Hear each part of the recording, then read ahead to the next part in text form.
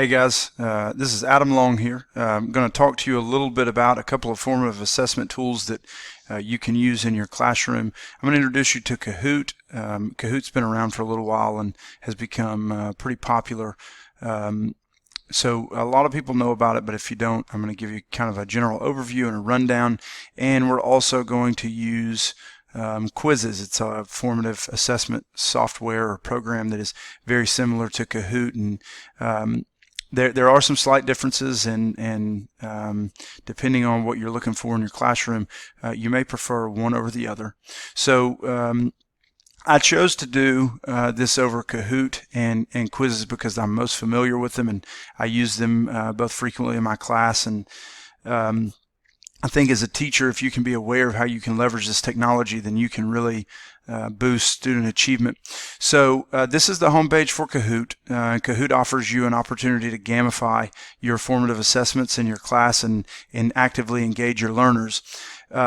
And so what you do is you take quizzes and you put them online, or you can create your own quizzes, or you could even curate a set of quizzes that already exist. So when you come into the home page, you've got some options.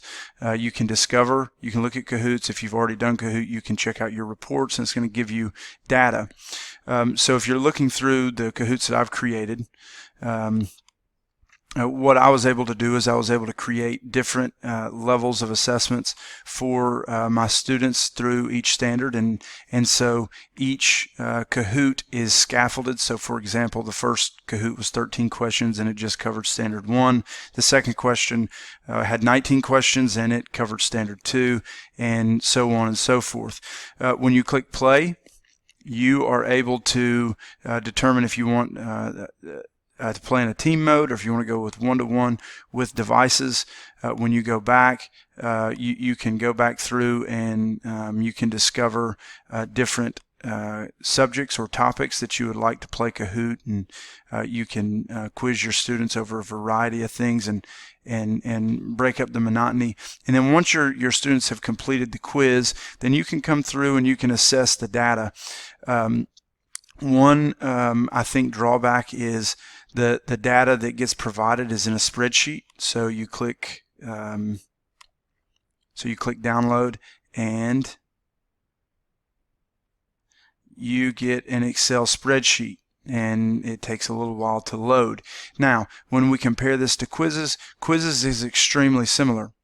Okay, you come to the home page. You can click to look at your quizzes, all the quizzes that you've created, and you can build them from there. If you click on Create My Quiz, you're able to create a new quiz. You just have to name it. Click Next, and now you have options. You can create multiple choice questions with single answers. You can multi-select answers. You just have to select the correct answer. You can set the time. Now this is unique because the students receive scores as they work. So the longer your time, the more opportunity they have to score. They can answer questions after the timer runs out, but they're not going to earn as many points in the game itself. And students are able to work effectively.